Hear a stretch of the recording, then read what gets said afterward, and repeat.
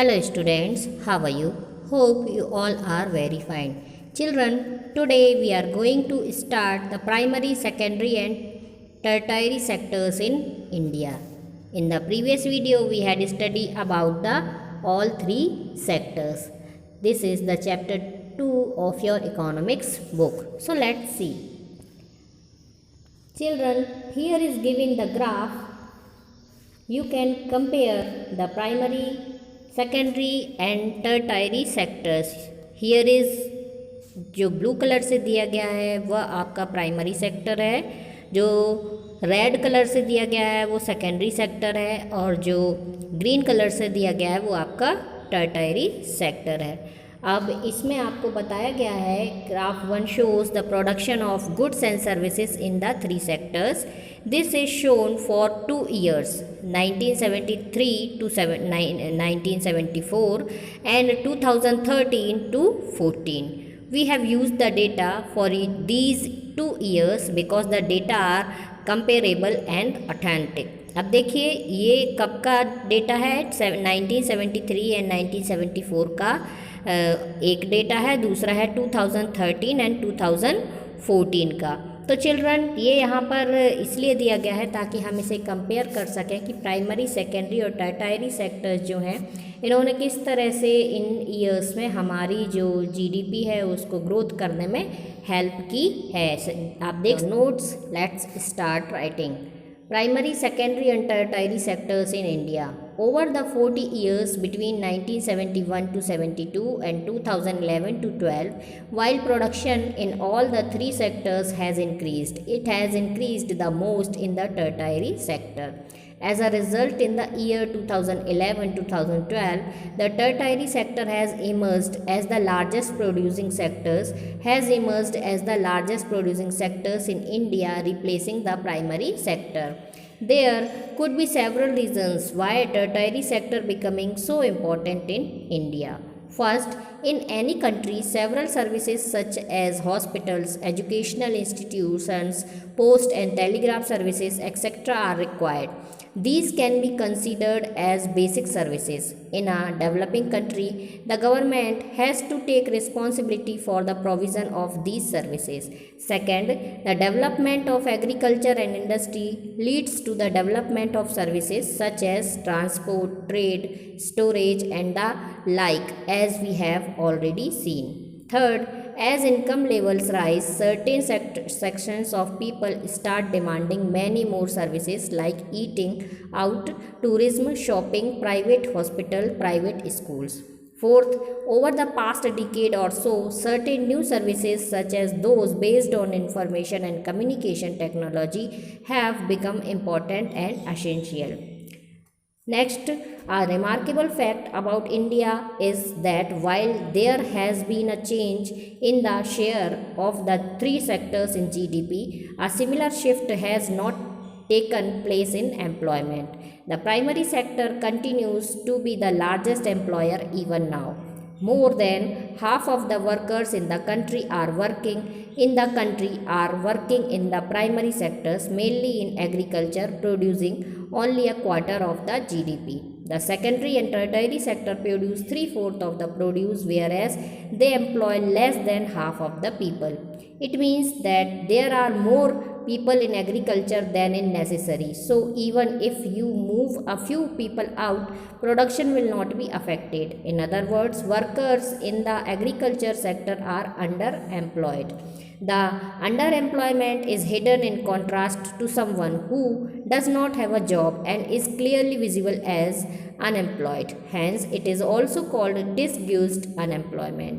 We see other people of the service sector on the street pushing a cart or selling something where they may spend the whole day but earn very little.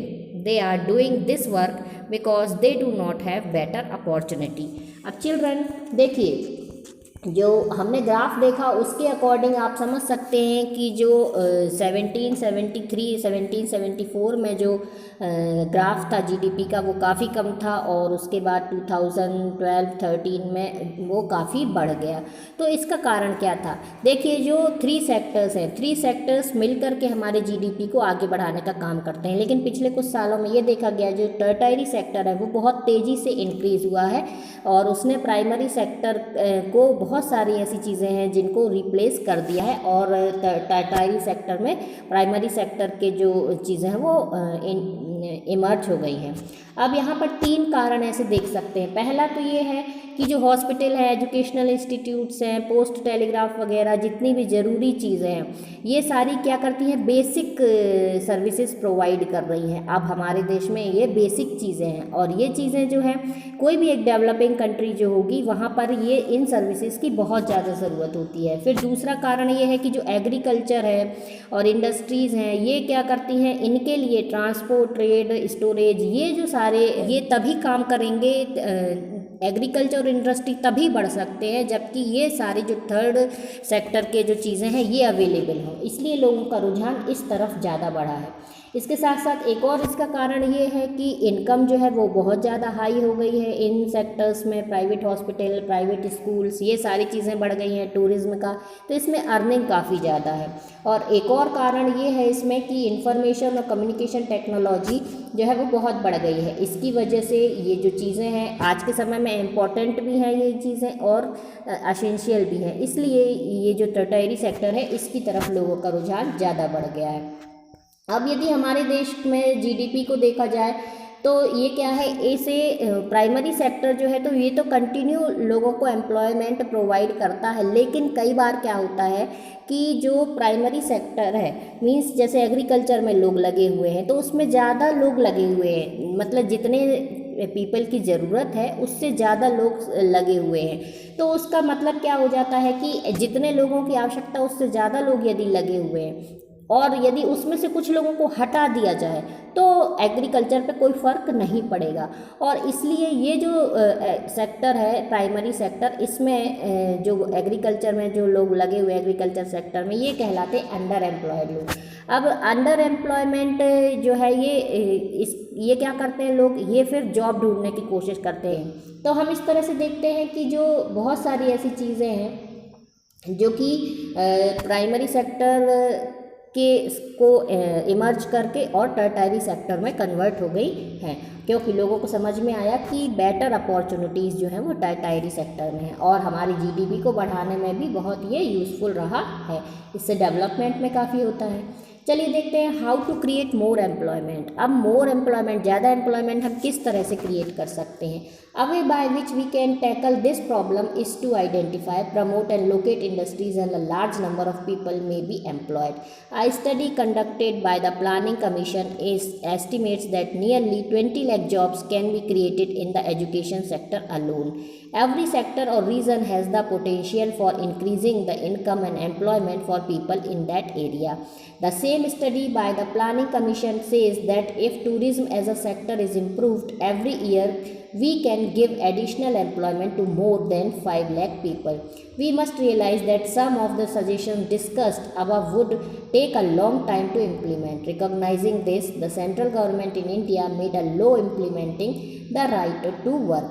Mahatma Gandhi National Rural Employment Guarantee Act 2005, that means Manrega.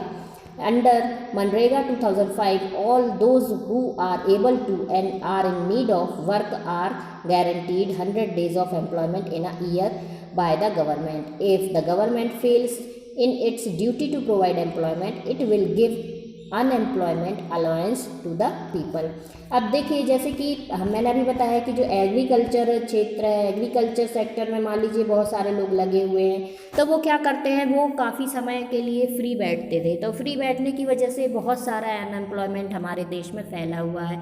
ऐसे ही देखा जाए तो और भी दूसरे sectors हैं जिनकी वजह से अनएम्प्लॉयमेंट जो है जिसमें ज़्यादा लेबर काम कर रहे हैं, जो कि वो काम कम लेबर के साथ भी हो सकता है, तो वहाँ पर भी अनएम्प्लॉयमेंट की स्थिति आ जाती है। तो हम नए एम्प्लॉयमेंट को कैसे तैयार करें, इसकी ये गवर्नमेंट के लिए एक बहुत बड़ा चैलेंज है।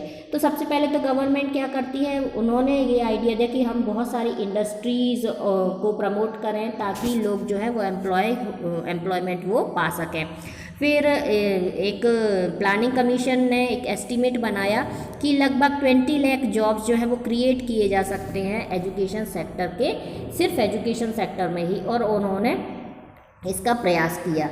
फिर इसके बाद उन्होंने एम्प्लॉयमेंट के लिए ऐसे एरिया में उन्होंने इनकम को बढ़ाने का प्रयास किया ताकि जो पोटेंशियल चीज़ें हैं वो प्रोवाइड करवा के कि इससे भाई इनकम होगी, एम्प्लॉयमेंट दिया जा सकता है। तो कुछ स्पेशल एरियाज़ में उन्होंने ये भी प्रयास किए हैं। अब एक प्लानिंग कमीशन की स्टडी जो है वो ये बोलती है कि टूरिज़्म का जो सेक्टर है, टूरिज़्म जो है वो बहुत सारे एम्प्लॉयमेंट प्रोवाइड कर सकता है, लगभग 5 लाख पीपल जो हैं और ज़्यादा एम्प्लॉयमेंट पा सकते हैं। अब हमें ये रियलाइज़ करना होगा कि ये जो है सजेशंस जो है ये इम्प्लीमेंट हो जाए, मीन्स जो टूरिज़्म सेक्टर है और जो इंडस्ट्रीज़ वगैरह है इनको प्रमोट करके, या जो एजुकेशन सेक्टर है या अपना ये हॉस्पिटल सेक्टर है, तो इन सब के द्वारा जो है वो और जॉब जो है वो लोगों को प्रोवाइड कराए जा सकें। तो ये सिर्फ आइडियाज़ ना रह जाएं, ये इम्प्लीमेंट भी कराए जाएं। और जो हमारी सेंट्रल गवर्नमेंट है ये बहुत ज़्यादा प्रयास कर रही है। या Mahatma Gandhi National Rural Employment Guarantee शुरू की गई 2005 में, जो कि मनरेगा के अंडर में आती है, और इसके अंतर्गत जिन लोगों को जॉब की ज़रूरत है उनको गवर्नमेंट 100 डेज़ का एम्प्लॉयमेंट प्रोवाइड करती है, और यदि इन केस वो एम्प्लॉयमेंट प्रोवाइड नहीं कर पाई तो फिर वो उतना उनको अलाउंस देती है। तो इस तरह से जो है ये गवर्नमेंट प्रयास कर रही है कि हम किस तरह से जो है और एम्प्लॉयमेंट लोगों को प्रोवाइड करवा सकते हैं। तो प्राइमरी, सेकेंडरी और टर्टियरी सेक्टर्स जो हैं भारत में, ये अपने अपने तरीके से इनको बढ़ा करके और हमारे जीडीपी को और बढ़ाया जा सकता है, और हमारे एम्प्लॉयमेंट को, अनएम्प्लॉयमेंट की जो परेशानी है उसे दूर किया जा सकता है।